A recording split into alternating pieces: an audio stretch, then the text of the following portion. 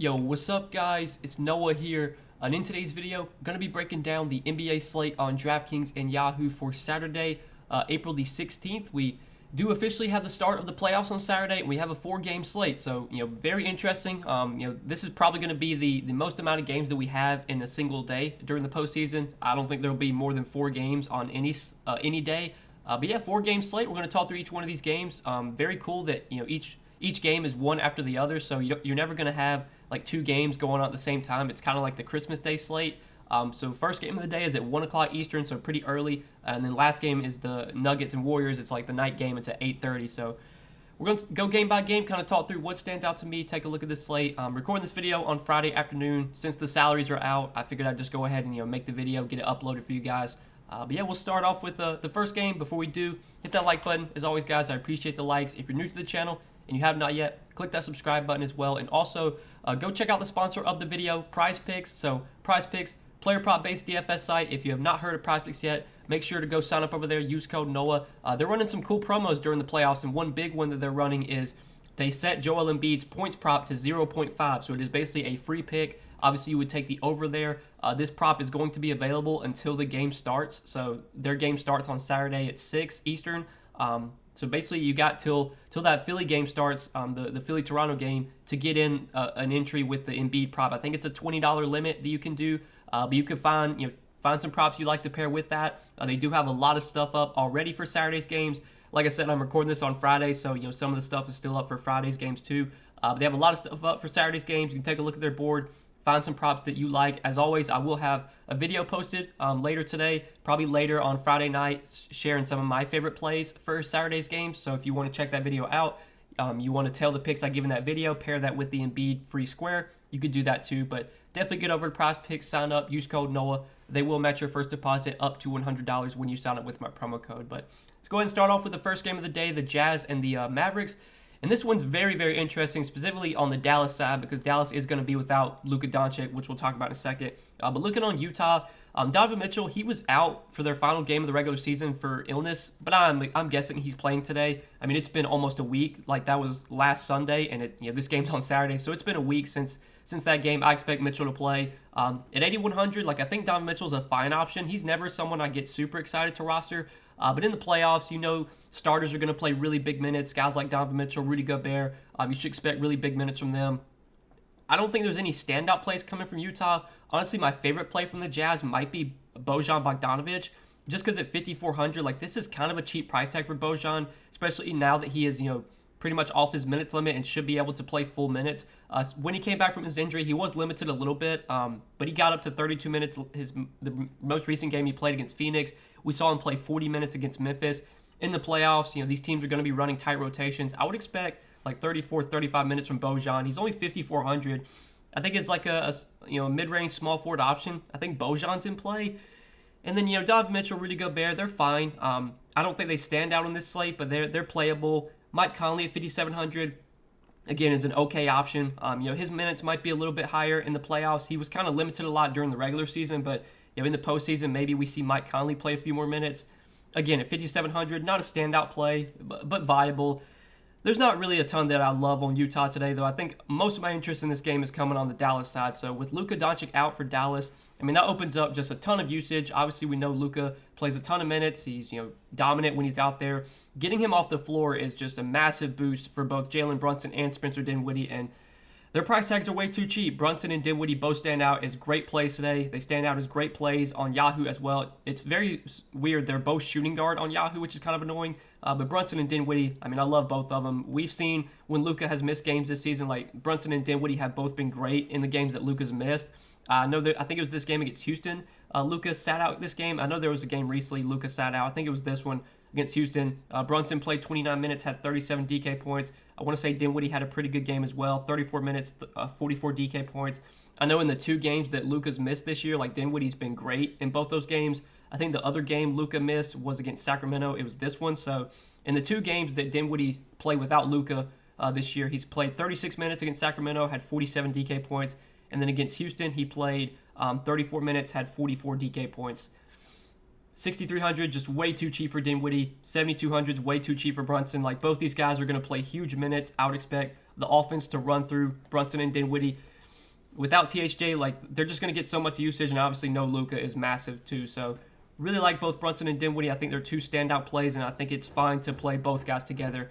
Then you have Dorian Finney-Smith at 5,400, who's a guy that I really never get excited to roster just because he is kind of he's more out there for his defense. He can shoot threes, but he's not like a super high usage player. He's not a super productive point per minute player, but I would expect him to play big minutes as well. He kind of falls into that Bojan Bogdanovic category for me. Like, it's small forward. It's usually a gross position. I'm fine going to Dorian Finney-Smith at 5,400. But he's probably like my third favorite play on Dallas. Don't love the matchup for Dwight Powell going up against Gobert, so don't see a ton of interest going there. Reggie Bullock's another guy kind of similar to Dorian Finney-Smith. Like, he's just kind of out there to shoot threes. He's not a super high usage player. Maybe without Luka, he gets a few more shot attempts, but really my interest in this game and on Dallas is coming with Brunson and Dinwiddie. I mean, Brunson and Dinwiddie are two standout plays, and obviously without Luka, they should both benefit a ton. Not too much else I love on Dallas, though. So let's go ahead and move on to the next game, Minnesota and Memphis. So looking at Minnesota, you got the main three guys here, Cat, Edwards, Russell. On a playoff slate, you should expect big minutes for all three of these guys. We saw them play pretty big minutes in their play-in game against the Clippers. Obviously, Karl-Anthony Towns was kind of limited because of foul trouble, so I don't want to look too much into that. But Anthony Edwards played big minutes. He played 37. I believe Russell played 37 as well. I think those are the type of minutes we can expect for Russell and Edwards and Cat as well, as long as Cat isn't in foul trouble here. These guys should play 36, 37, 38 minutes.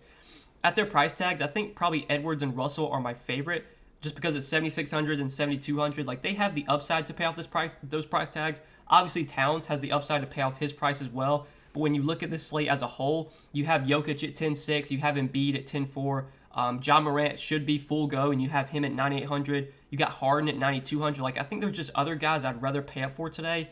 So, like, Towns doesn't stand out to me. I think he'll be low owned on this slate. He's always playable, but I'd rather go to Edwards and Russell. I think Edwards and Russell are both solid options here.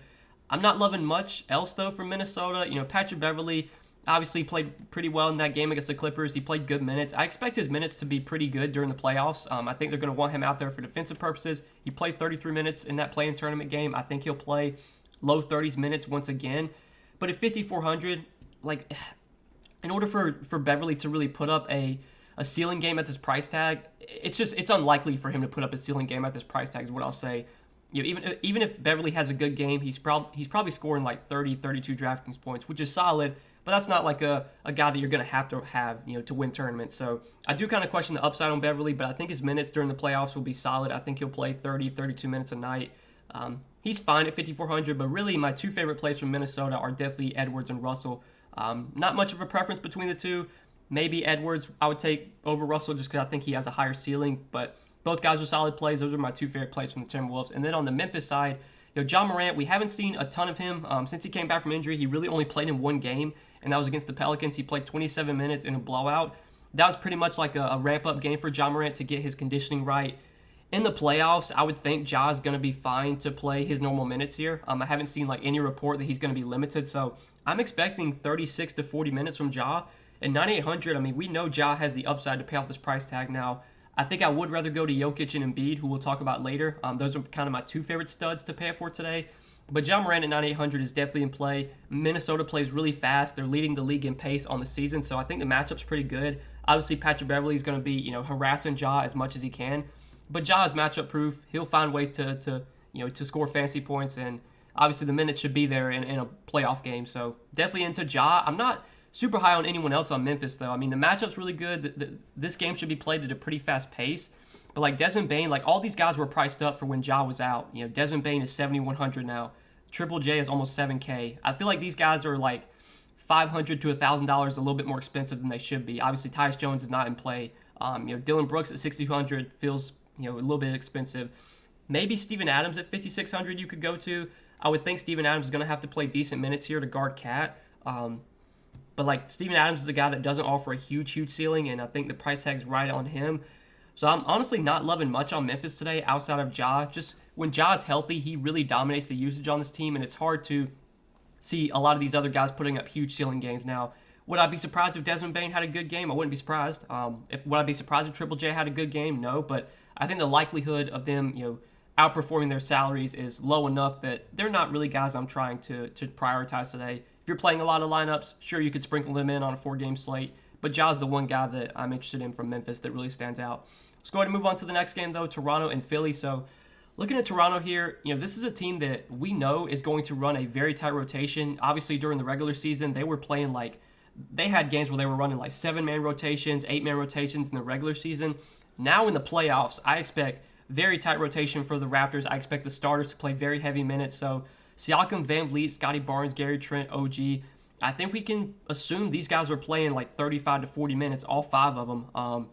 Obviously, you're probably going to limit how many of these Toronto guys you have in a single lineup, but I think all the starters for Toronto are in play here just because they're going to get so many minutes. Siakam, I don't love the matchup going up against Embiid, but Siakam's role has just been so good this season. He's been so productive. He's just shown massive upside, and obviously the minutes are going to be huge as well. Price has come down a little bit. I will say that this slate as a whole, the pricing is kind of soft. You're seeing a lot of guys got priced down from what they normally would be. But Siakam's definitely in play for me.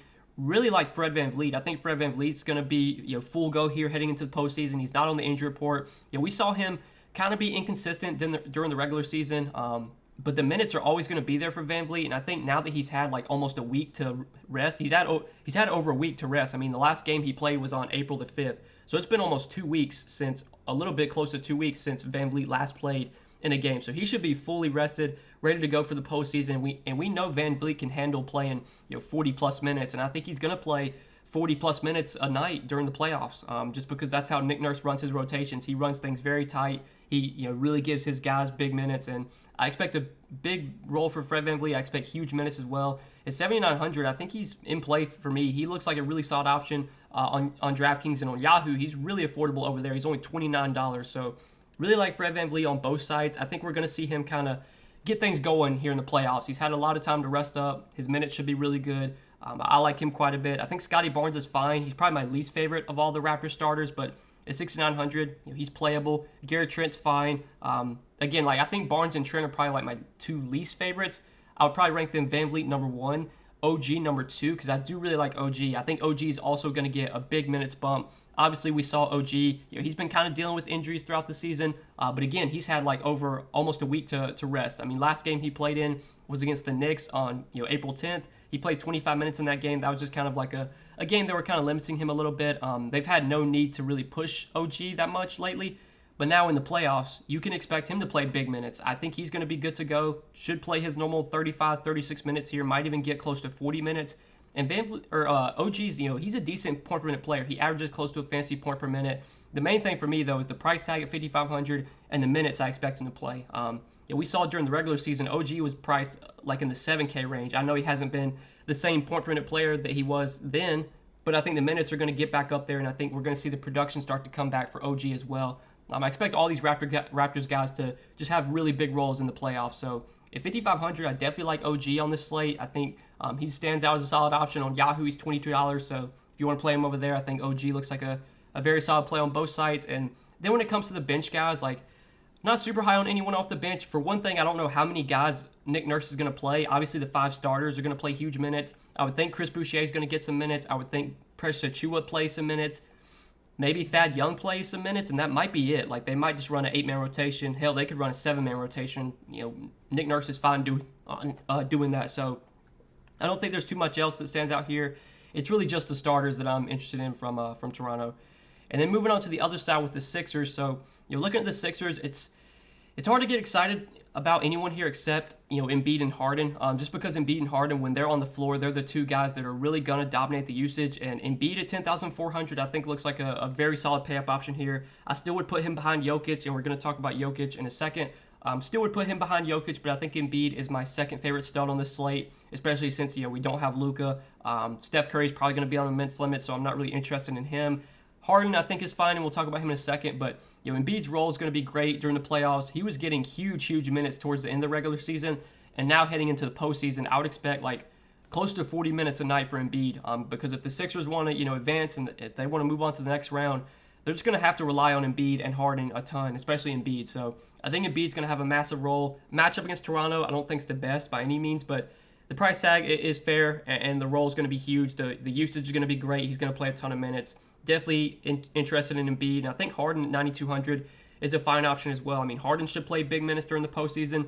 his production, this year with the Sixers hasn't been nearly as good as it's been with previous teams, just because I think, he's definitely lost out on usage to Embiid. Obviously, the shot attempts have not been nearly as high for Harden. Since he got traded to Philly, he just hasn't been aggressive offensively. But the upside's still there. We know Harden can contribute in all categories. He can stuff the stat sheet. He can triple-double any night. Not my favorite pay-up option, but definitely playable on a 4-game slate. And I don't think I'm getting to anyone else on the Sixers. I don't love much on this team outside of Harden and Embiid. Like Tobias Harris and Tyrese Maxey, it's really hard for those guys to put up ceiling games when they're playing with Harden and Embiid. It's just we haven't seen the consistent upside from them. Would I be surprised if one of them does well? Like I wouldn't be surprised, but yeah, I think that's really it for the Sixers. It's just Harden and Embiid here. I'm not really interested in anything else. So let's move on to the last game of the night, the Nuggets and the Warriors. So looking at the Nuggets, Nikola Jokic at 10-6, I think is my favorite pay-up option on the slate. And, at this price tag, he's not super hard to get in. I mean, we saw during the regular season, Jokic was 12-6, 12-5. Like, DraftKings really kind of softened the pricing, just made it easier to make lineups. And at 10-6, I mean, Jokic is just too cheap. He easily can, put up 70-plus DraftKings points here. He's going to play absurd minutes. I mean, he's very similar to Embiid. Like, if the Nuggets want to win this series, it's just going to have to be because Jokic is just dominating every single night. They don't have a choice. Like, they just don't get enough consistent offense out of Aaron Gordon, out of Will Barton. It doesn't seem like Jamal Murray is going to be ready to play yet. So Jokic is going to have a massive role. He's going to play massive minutes. He's my favorite pay-up option on the slate, and if I can find a way to get him in, definitely think he's the guy I want to build around. It's just kind of tough because on these playoff slates, it's really hard to find value. We did get some value with Luka being ruled out, but we didn't get a ton of cheap value from that. We got some good mid-range plays in Brunson and Dinwiddie, but there's no like cheap value that opened up with Luka getting ruled out. So it's a little bit tough with minimal value on these playoff slates, but I definitely think Jokic is the stud I would want to pay up for if I could get him. The rest of Denver, like Aaron Gordon, Will Barton, Monte Morris, again, like I really never played these guys in the regular season when Jokic was healthy. Maybe in the playoffs you see them take on more of an expanded role. Maybe you see their minutes get a little bit higher. It's fine to go there. Like I don't think any of them stand out as great plays, Gordon, Barton, or Morris, but the minutes should be solid. Denver is a team that normally likes to run a pretty deep rotation. They like to play like 10 guys a night. Maybe in the playoffs they kind of tighten up their rotation a little bit. Maybe they only play 8 or 9 guys, which could maybe lead to a few more minutes for Gordon, a few more minutes for Barton, Morris as well. None of them stand out to me, but if you want to sprinkle them in, if you're playing a lot of lineups, it's okay. I think Jokic is obviously the priority play, coming from Denver. And then on the other side with Golden State, so with Golden State, we did get word that Steph Curry is probable and is expected to play in this game, but they did report that he was going to be on a minutes limit. So obviously Steph being on a minutes limit, he's not really going to be playable in DFS, but him coming back definitely lowers the upside on Klay Thompson, Andrew Wiggins. It pretty much takes Jordan Poole out of play. I mean, Jordan Poole's been great, and I think even with Steph back, I think Jordan Poole is going to have a big role off the bench. But obviously, he's not going to play enough, or his usage is not going to be good enough to pay $8,300 for him. So Jordan Poole is out of play for me. No interest there. At Klay's price tag, I'm not super high on him either. Like, honestly, I'm not loving a ton from the Warriors. I think the one guy that stands out, though, is Draymond. So Draymond, we saw in the regular season, they were kind of taking it easy on him. They weren't playing him huge minutes. Like, most minutes he played when he came back from injury was 33. That was against Utah. Most games, though, he was playing like 28 to 30. Well, now he's had like a full week to rest. I expect Draymond to get big minutes in the postseason. I think there's pretty much not going to be a minutes limit on him. He's going to play as much as he can. I think he's going to play like 35, 36 minutes a night. And honestly, Steph being back is probably good for Draymond because Draymond is really good at setting up screens for Steph. He's obviously good at dishing him the ball, getting assist off of Steph's made shots. So I think Steph being out there is pretty good for Draymond. Draymond, he's not a super high usage player. Draymond's one of these guys that just does everything. He just he'll get a few points, he'll get some rebounds, he'll get some assists. He's not going to go out there and drop 40 points. He's going to get you when he has a big game. It's usually because he drops like a triple double or he gets a lot of defensive stats. He just does everything well. He doesn't do one thing great, but he does everything well. Draymond's just an all around good player. He's a great defender. He can obviously rack up defensive stats. And for me, the one thing that really makes him stand out today is just because I think the minutes are going to start to really get up there for Draymond. Now that they're heading into the playoffs, I don't think there's going to be any cap on him. He's going to play 35, 36 minutes a night. And Draymond is still a pretty good point per minute player. He usually averages around a fantasy point per minute, playing probably 35, 36 minutes. I think it's 6,100. He's got the upside to pay off this price tag. So he's definitely my favorite play on Golden State. Really like him on Yahoo as well. He's very affordable over there. $21 at power forward. For sure one of my favorite power forward plays. on Yahoo. And then outside of Draymond, like I don't know about any other Warriors I'd want to go to. I don't know like how deep the Warriors are going to run their rotation. They're another team that likes to run 9, 10, 11 guys a night. They might condense things a little bit. So maybe their rotation is Steph, Clay, Wiggins, Draymond, and then Looney as the 5 starters. And then off the bench they'll have Poole. I guess Otto Porter's going to be in the rotation.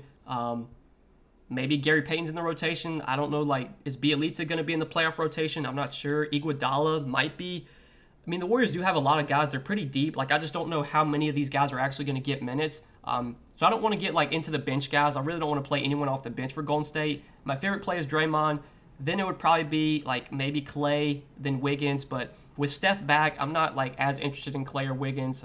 So obviously, Poole's out of play. I don't think Kuminga's going to play enough to be viable. I don't think Otto Porter's going to play enough to be viable. So, yeah, not a ton I love from Golden State outside of Draymond, who we talked about. But that's what I've got for this 4-game Saturday slate. I hope you guys enjoyed this video.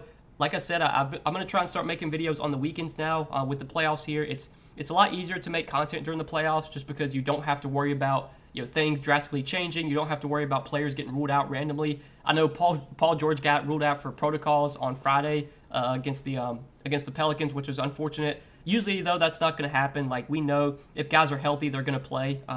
So there's not like a ton of injury news to pay attention to or anything like that. So it's very easy to make content, and I do want to try and upload, even on the weekends now that we're in the postseason. So I hope you guys enjoyed this video. Obviously, we'll be back for Sunday slate. I don't know how many games we have Sunday, but I'll definitely have a video up for Sunday. And I will have a video up for Prize Picks as well. I mentioned that at the beginning. Probably later tonight, later on Friday night, maybe a couple hours after I post this video, I'll upload my Prize Picks video, talking through some of my favorite props on Prize Picks for Saturday's 4-game slate. And again, if you're new and you have not signed up for Prize Picks yet, get over there, sign up, use code NOAH. When you do, Prize Picks will match your first deposit up to $100 when you do sign up with my promo code. And you can take a look at their board for Saturday's games. You can obviously take advantage of this Embiid promo that they're running. Obviously, take the over on his 0.5 points for Embiid. That's a free win for you. Just find another pick you like to pair with that. You could triple up your money, easy as that. Or you can pair 2 picks, pair 3 picks, 4 picks with the Embiid promo. But take a look at their board, see what Prize Picks has to offer. Sign up, use code NOAH. They'll match your first deposit up to $100 when you sign up with my promo code. But that's all I got for this Saturday slate, guys. I really appreciate you watching the video. As always, hope you enjoyed, and we'll see you in the next one.